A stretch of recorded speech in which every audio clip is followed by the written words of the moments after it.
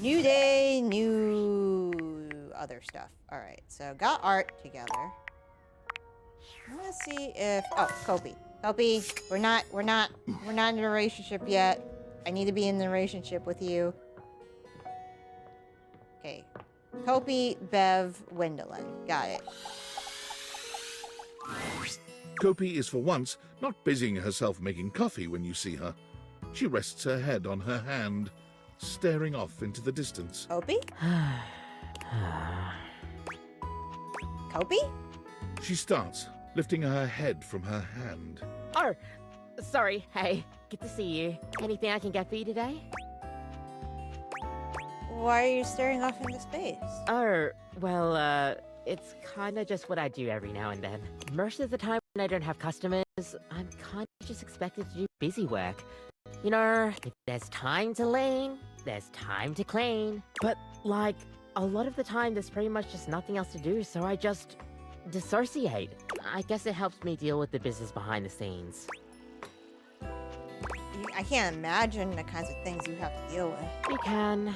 It involves cleaning mostly. But I think Ruthbucks expects me to be all smiles all the time. Wait.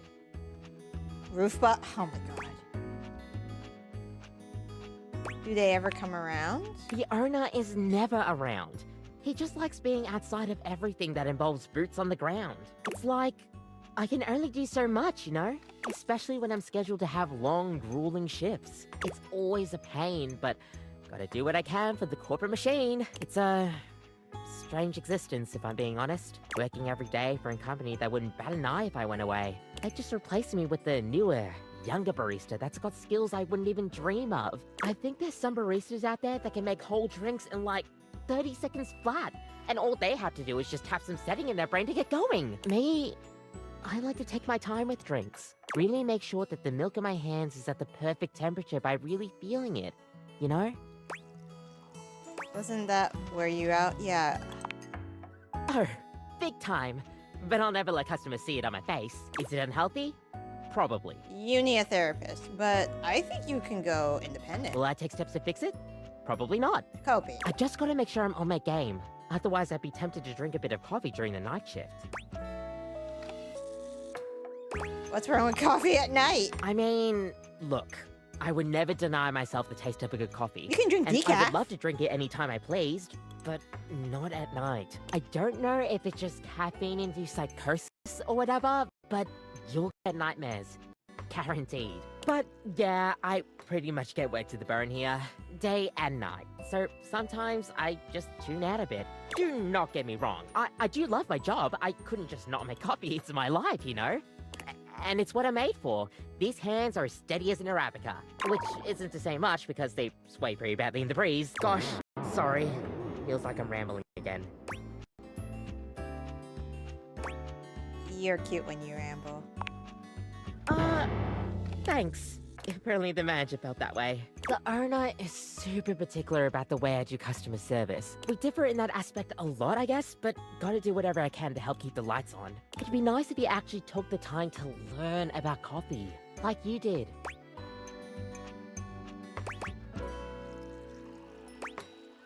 I had the perfect blend of intelligence and lip teaching me. Oh, stop. I don't think I was that good of a teacher, but you do know how to flatter a girl. It is what it is, I guess. But hey, at least I get to see my favorite regular. Thanks for the chat. Seriously, we need to talk more soon. Bye. Beverly, are you okay? Can I have my relationship now? Oh. You actually came so back. this is... But you stayed. It's no problem. Seriously, I'm glad you're cool with it. I mean, everyone who drinks has at least one embarrassing experience, right? So it's really no big deal, right? This might be the loop here for At least this one didn't end up with me waking up with my face on the bathroom floor beside John Lou. The last thing you want to hear when you're hungover is him rapping in your ear. Oh, Bev's drunk again, slumped in a pile. Ain't got no friends, ain't got no style. Ran out of wine, all that's left are the lines pressed in her face from the bathroom tile. I hate him. I hate him so much. I just wish I'd been a better host for you. All the more I'm reason sorry. to be more careful what you're drinking? I don't quite follow. Of course I'm careful. I Yeah, this didn't might be the spill loop, anything so or she drop any hasn't glasses progressed or from get her sick last- outside the toilet. I'm surprisingly coordinated when I'm wasted. Years of practice pays off. So, why did you come back? Just want to make sure you're okay. Really? Well, I need to get a hangover cure. Excellent! They usually don't yell. They also... Anyway, which mocktail would you like? Coming right up. Glad you like it.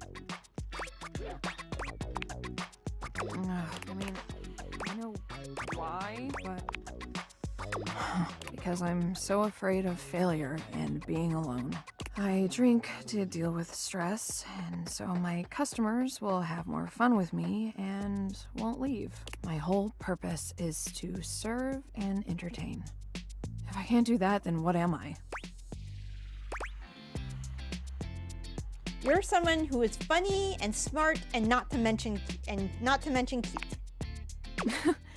You really think I'm those things? Because I think you're all those things too. Not to mention, you've done so much for me. You literally made my dream a reality. No one has ever cared so much about me before. You Okay, really give me the touched relationship. my little glass heart. Huh. Wow, I must still be drunk. My face is all flushed. My face is flushed for different reasons. You think I'm cute even when you're sober? Wow.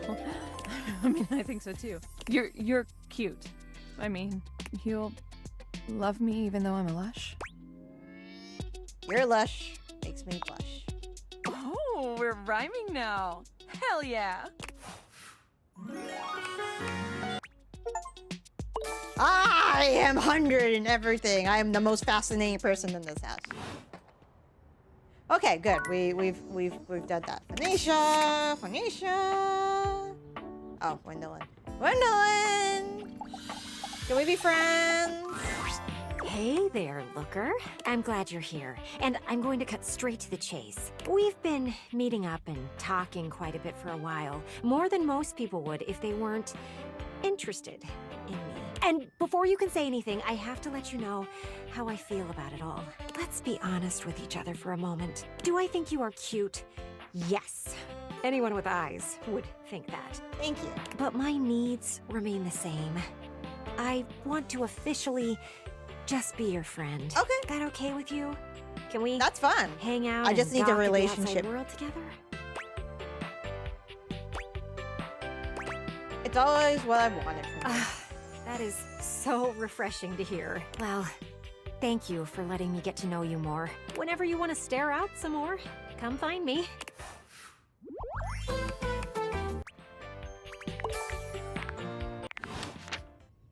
Okay. Save this. We're gonna go down here. We're gonna overwrite this. Ooh, Phoenicia.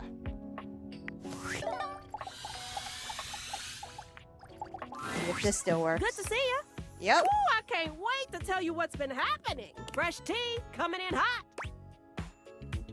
Tell me about it. Wow. Sigh. I need a break. Okay. Is there anybody I can talk to? Alright, let's see who we got still. We are at 98, so 90... Nope, 99. So, it's Phoenicia and... Kopi! Oh, okay. And everybody else, I'm either...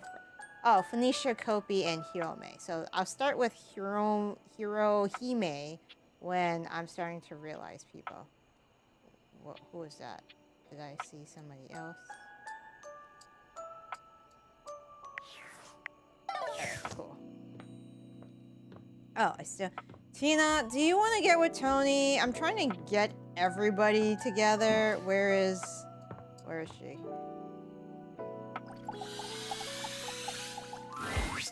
Hey there, dork. Hey there, babe, Tina. Nobody being mean to you out there, are they? I'm alright. Good. Only I get to bully you. I don't remember green. Yay. Look, my stories are on in a minute, so beat it, would you? And don't let nobody... Alright, yeah, I can't get her to acknowledge Tony.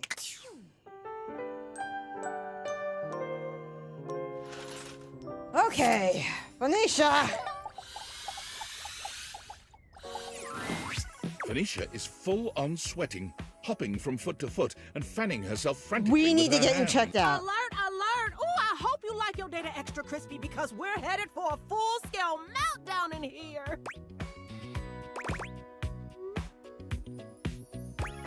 Whoa, what's going on? Finally! I thought it was gonna blow my speaker before you noticed. Hurry up and get me out of this thing before I suffocate! Are you okay? Oh, sure! I'm great! I love shorting out. I mean, who doesn't like spontaneously combusting? I hear burnt pockets are really in this season. Oh, alright then, No, I'm not okay! What part of alert, device overheating, sub-shutdown in progress did you not understand? Take this damn case off before you burn the whole house down! Okay, what do you need me to do? Oh, yeesh. You really need it spelled out for you, don't you? I'm doing my best, I'm sorry! Yeah, that'll look great on your tombstone. Tried my best. Look where it got me. Just get this case off of me while I still have good battery cells left. I've been burning up all night. Oh, right, guess I did leave you plugged in while I was sleeping. It's supposed to be bad for your battery. Oh, is it? I had no idea. You carefully remove Phoenicia's case. Her body is alarmingly hot. It seems you've acted just in time. There! That wasn't so hard, was it? Ah, that was close. Better? Now that I'm in good hands, I'm getting there. Listen, you mind if I stick with you for a while? Just in case I feel another meltdown coming on. I'd hate to lose any important save files or valuable passwords or something. Ooh, oh, speaking of which, I need to do another update I've been putting off now that we're back in the green zone. Talk more later. Okay. Bye, baby. Bye. Kobe.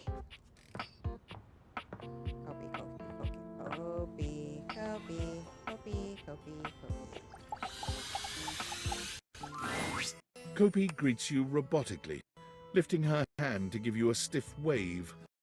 Her gaze looks vacant, and her words are cold and empty. Welcome back to Roofbox, home of all your coffee needs.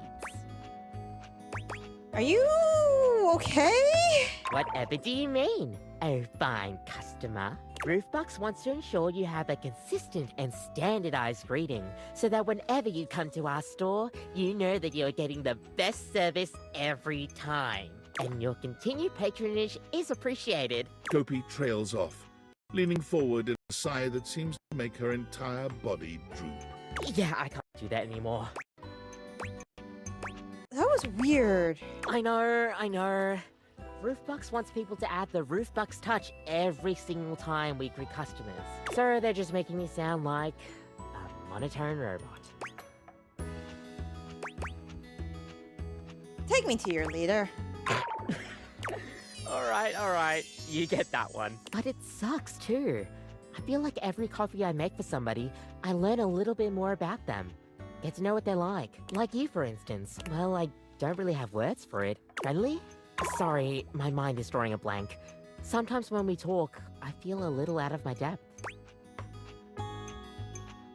I could say the same for the barista making my drinks. Is that a good thing or a bad thing? How would you describe me then? You're like the coffee you make. Warm and beautiful.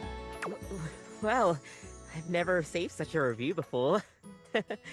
Thank you. Beautiful. But you get what I mean, right? I like to be more personable with the customers. That's the best kind of customer experience to me. The corporate nature always gets in the way of all of that. Heck, if it weren't for the customers, maybe I would have quit a long time ago. Coffee is just everything. Why don't you just to open me. your own place? The aroma, the flavor profiles, the warmth. You feel that too, right? Of course. Good. Good. I'm glad somebody around here does. Sometimes it feels like I go cocoa crazy and nobody else really gets my obsession with this fabulous drink. Especially with the boss like, look, I wasn't going to say anything while he was here, but he's making new plans. Plans that I don't like. What plans? Roofbucks, in their infinite wisdom, have decided to completely get rid of the customer experience. No! They want to turn us into a fast coffee business. But you love going slowly! Exactly. They say the whole ordering system needs to be completely revamped to maximize profit. Instead of warmly greeting customers like I normally would, now I'm expected to have 30-second interactions with them at most to get their order, and then mindlessly brew away. No special touches, no conversations, nothing. I didn't know the story would go this in-depth. Coffee in, coffee out. It's like they don't want what they hired me for. Quality and thoughtful coffee. They just want me to take every customer interaction. So they want to make every you drip drink coffee. I make it all in an instant and then wrap it all up and then throw it away in a disposable pot. Keurig. They want to make you a Keurig. Apparently, somebody made a complaint about the times I've been chatting away. Mainly to you. This is my fault. Oh, honey, no. Don't blame yourself. I get it. I'm just probably not the corporate machine type. I care too much. Have you ever thought about making coffee somewhere else? Somewhere else? I guess I never thought of that before. I mean, I guess I do know a thing or two about my coffee, but Roofbucks has a complete monopoly on the coffee business. There's nowhere else for me to go. You're a literal coffee maker. You don't need them. Wow, I mean, it's a lot of work to make that happen. I wouldn't have any corporate backing or anything like that. Do I even have what it takes to make it? You have the returning customers. You know what? You're right. I'm the one making the coffee and seeing the customers day in, day out. I'll have to give this some thought, but maybe I can do it. I'm a smart bean. I know I'll be able to figure this out. This is gonna be risky, but it's worth it. If you hadn't encouraged me to step out on my own, I would have never been able to even think about this. It'll take a lot of work, and honestly, still a lot of hours I need to do under Roofbucks to get stuff going, but it's worth it to chase after my dreams. Hell yeah! Thank you. Thank you so much. Okay.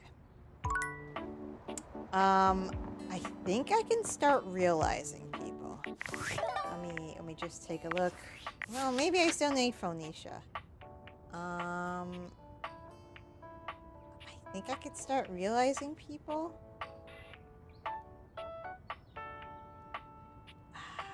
Let's start with some easy ones.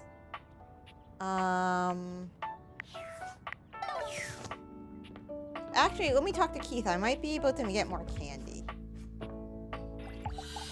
So I've only used one. Well, if it isn't the spexiest person I've ever met. I am the most interesting person in this house. I'm here for it.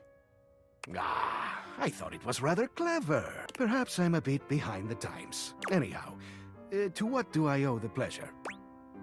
Let's chat. Brilliant. What about? I wanted to see if you needed anything. Oh, that is so kind of you. Things are generally very good. I can't think of anything I really need. Only... well... no, I shouldn't even bring it up. You know me well enough I wouldn't judge you. You're right. I sense the truth in that. It's like this, you see. I cannot stop thinking about why I ended up in that crawl space. Ever since you first asked me about it, I began to question it more myself. Did I do something wrong? Make some mistake? My heart has always been in the right place, but perhaps I slipped up in the past. Oh no. Was it some act of betrayal or rejection? I just can't seem to put it all behind me. Is there a way I can help you get to the bottom of it? There is one way I can think of, but it might not be so easy. I almost don't even want to ask you this for fear of what you'll think. But here it is. As you may or may not know, I believe one of the previous owners of the house is affiliated, shall we say, with your current employer. Valvidian folks used to live here? I'm not sure what I think about destiny, but this seems fortuitous. In any case, as I was racking my brain to come up with a memory of my imprisonment, I thought of something. It is perhaps well, just a fleeting idea, but I recalled that one of the Valdivian folks used to keep an online journal. He was, in particular, a real stickler for recording dates, accounts, etc. But most specifically, the locations of important things. So you think he might have put in there what happened to you? Well, I don't know for sure, of course, but it is possible. So, truly, I'm utterly open to questions or thoughts. How would you even get into an online account? I've thought about this. Now, I am not certain, but I have a feeling Mac could do it. They are so gifted. They could probably...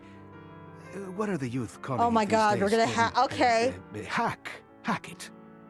Then I could poke around and see if there's anything in there that references me. If not, we just leave it alone and nobody's the wiser. What if we get caught?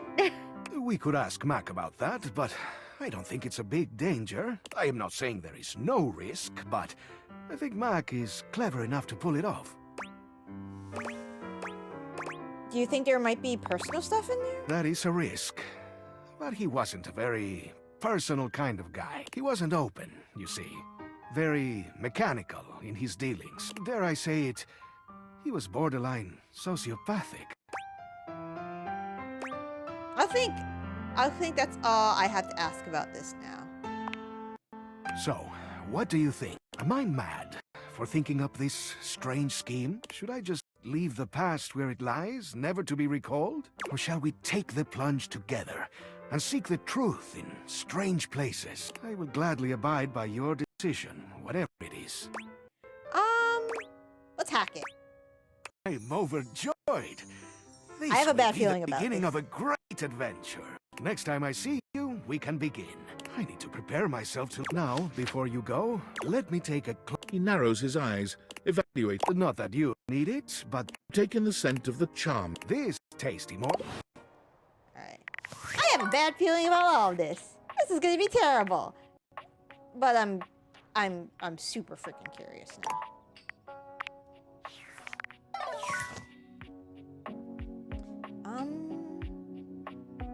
Okay, I'm gonna start realizing people.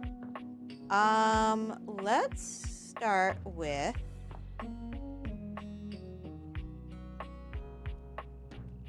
So how do I do this? Do I just fucking ask them? We can start with Percy.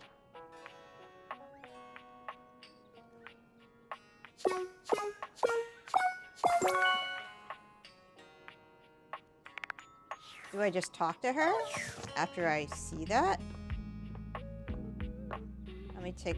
I've never done this before. I want to do Zoe too.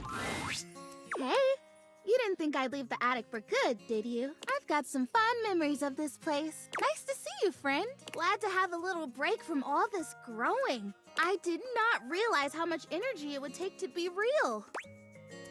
I hear you. You're doing awesome. You're kind.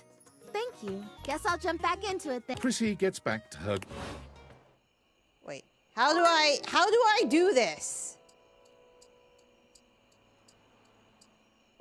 I just asked them, right? I thought I just asked them.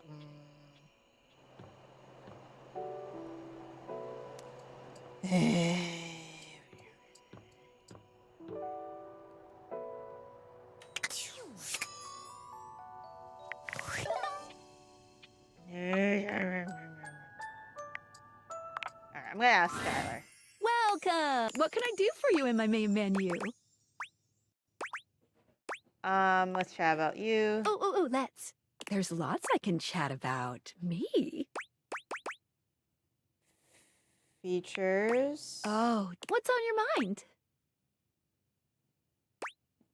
Nothing. Cool. What can I do for you in my main menu? Chat about you. Oh, there's lots I can chat about. Oh, Me? back up.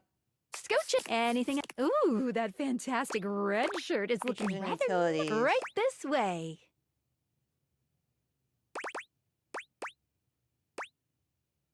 Nah. Not. What can I do for you in my main menu? Oh, yeah, How?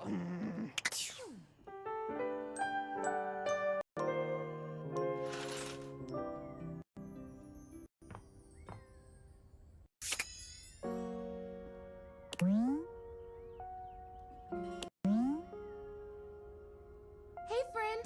Oh. I love to watch you walk past. How do I? Kopi. Kopi. Order up. I've got a Vietnamese iced coffee, soy frappuccino. I and a love Vietnamese Mexican iced coffee. mocha. Give me. Kopi seems far cheerier this time around, as busy as ever and calling out orders. She grins when she spots you, greeting you with a peppy wave. Well, hello. If it isn't my favorite customer. Busy No today. kidding. I haven't had this much business in ages. But hey, at least I'm doing things my way. Did you quit? Wait. No. Didn't you hear? Did nobody tell you? Did I not tell you? No. Oh my gosh, I can't believe this. I do all of my marketing and it was all for nothing? What a drag. What is it? Kopi sets her coffee implements down and gestures all around her, absolutely radiating pride. I did. I went and made my own cafe. Welcome to my little slice of paradise. Looks the same? Well, funny story about that. It was kind of like mutiny. I still get to keep the space, but I get to do things my way. But once the others realized that Roofbox had nobody else to be a barista, they started ordering under my own branding real fast. It was kind of a whirlwind experience, but now I get to do things my way. I'm so happy for you. Right? I'm so stoked that I could finally make this a reality. And it's all thanks to you. It just goes to show you, sometimes red line policies aren't always the way. Sometimes you have to bend them to get return business. Now, bear in mind, I do not have a name for this place yet. Kofi's Coffee. It's currently just, hey, want to get a coffee from Kofi? Coffee with Kopi. At least With the that's the K. word of mouth I'm hearing at the moment. I don't really have a proper business name, but I'm workshopping some ideas.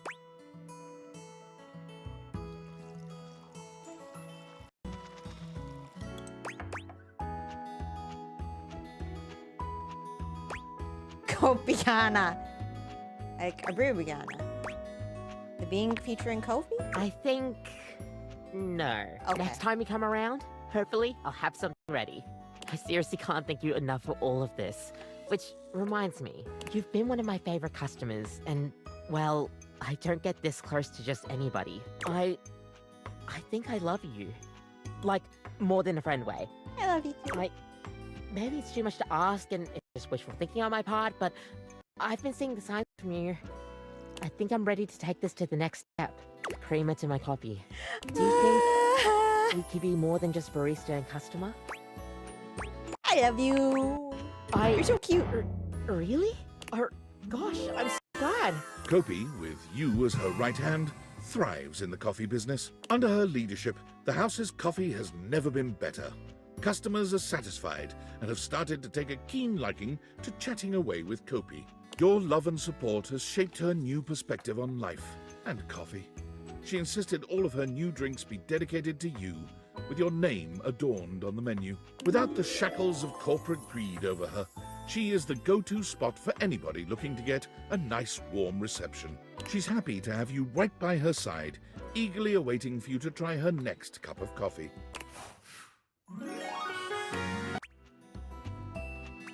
I'm already super great. Okay, Phoenicia, we gotta talk. And also, you're like the last person I need to have a relationship relationship with, I think, at this point. So, we're gonna talk. Lunchtime. No better time to check in with your phone. Ooh, I can't wait to tell you what's been happening. Fresh tea coming in hot. Tell me about it. Wow. Never thought I'd say this, but I'm actually out of gossip. Sigh. So, do I need to talk to her in the morning? It sounds like it. Alright, just double checking. I am 90...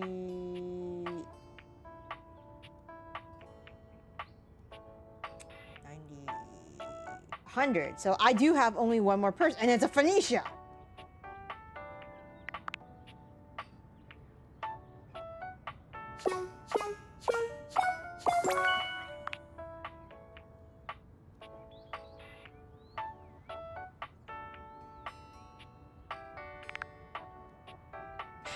How? Tell me!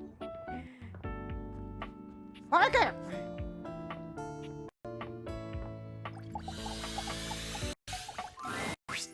I finally have a real friend, even though you are a cheater. I can't help but be friendly. Fate has given me such gifts. Let's play some games. You play to your... How?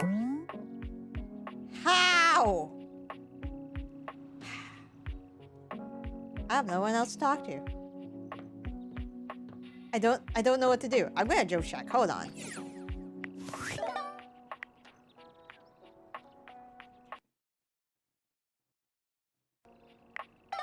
So I need a golden shimmer around things. Really? So do I have to continue talking to people?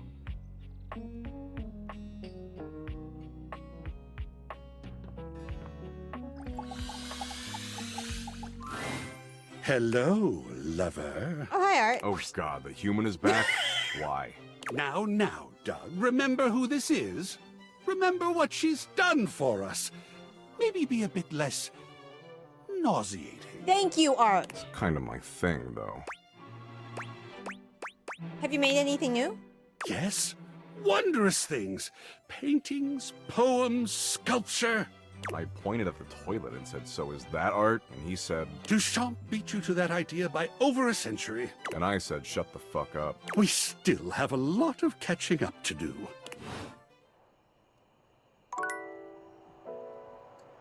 Red. Actually, Teddy. How you doing, bud? Hey, you're back. I'll bet. You know, you're it's sleepy wanting to time. hear- I hope you're ready. This is the story. Eris and Leo were twin brothers born among the stars. Though born in the same split second, Eris always felt protective of his brother. Leo could be a bit of a hothead, and Eris was kept busy keeping him out of trouble. They were the most rare and beautiful thing. New lives in a race of immortal beings. I hope this is called shorter. the Celestials. The boys were always together. They were as close as two brothers could be.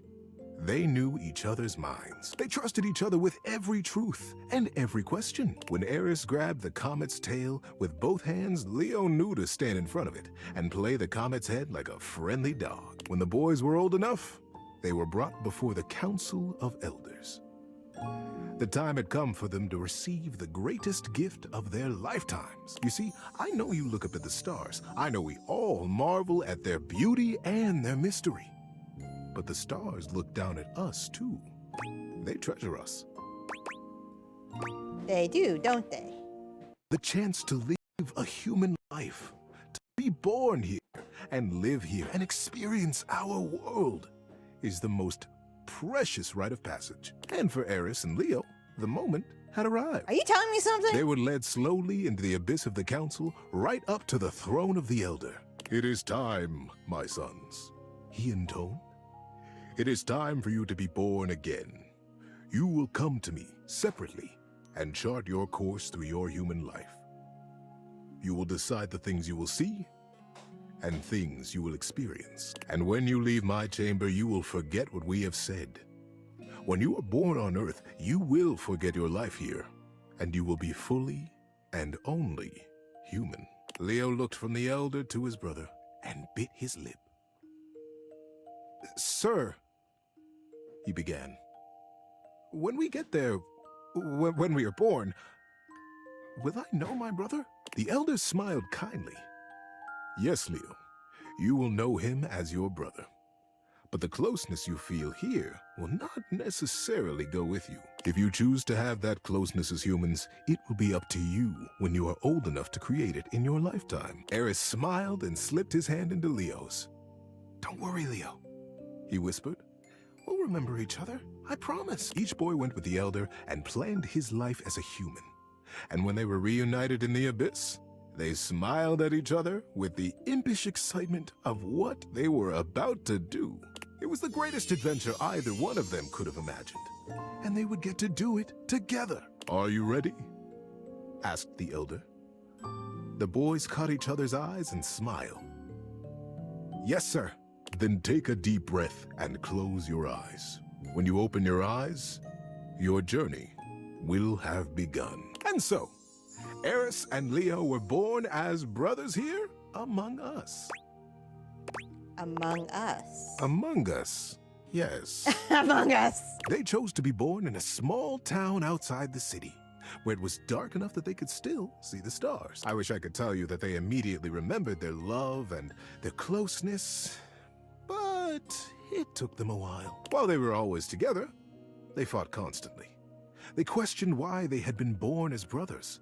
They were so unfamiliar to each other. It felt like whatever one did perfectly irritated the other. The boys were 8 when they started racing each other through the woods. One day, as they were running, chasing each other and pushing each other to go faster and further, Leo realized that he had taken a wrong turn.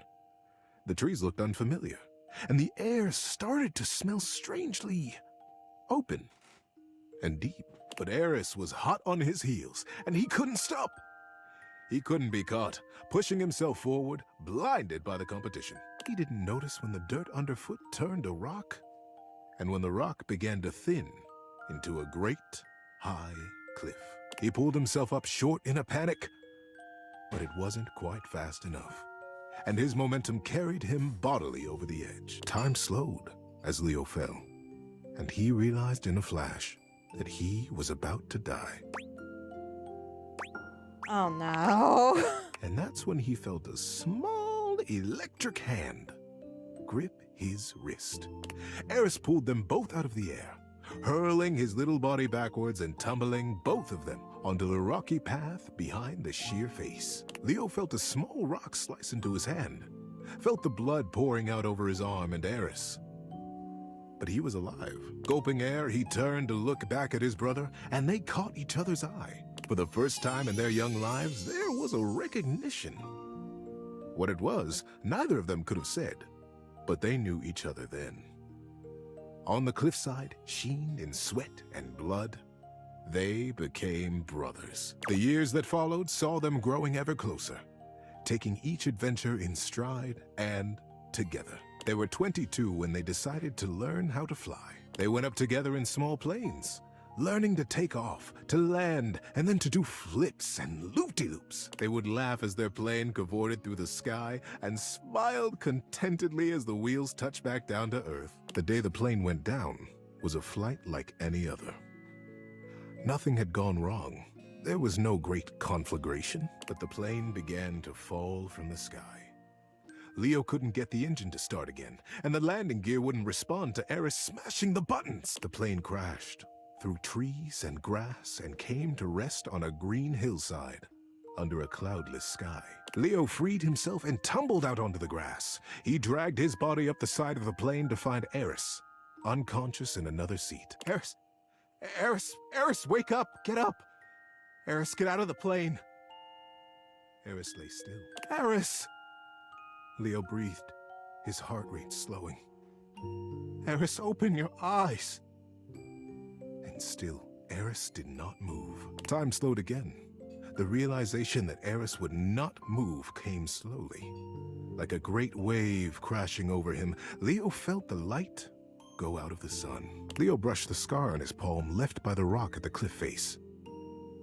Maybe Eris would feel the old wound and wake. Eris, Don't leave me, brother. But Eris was already gone. How you doing, buddy? Need a break? Let's keep going. It was many years later, and Leo still moved in the cloudless fog of that morning. Colors seemed bright and hollow. People spoke to him as though from a long way off, and he jealously guarded his isolation from the world. He still saw his brother everywhere. The way that girl smiled at him, the same mischievous was that girl who began to bring him back to life. She had lost her dog in the park. Frantically, she ran back and forth calling him. Comet! Comet, come back! And then there was Comet. Before he knew it, Leo was on his feet. The girl arrived breathless and grabbed Comet's tail with both hands. Celine smiled. Celine and Leo were together from that day. They grew old together. They held each other when Comet died. They cried together. And when Leo died, he died with a smile on his face. Celine, in that scar, was his holding on. Leo's last breath, and when he opened his eyes again, Eris, is it really? Oh, wow. It's you! Eris laughed out loud. Oh, Leo, you were there? But I was in your scar. I was in the park that day you met Celine. As the elder looked on, smiling, the boys held each other. Leo pulled away from Eris and looked at him squarely. Why did you leave? Eris grinned. I'm yours. Right in the feels. Yeah. Good night, buddy. Good night. Alright,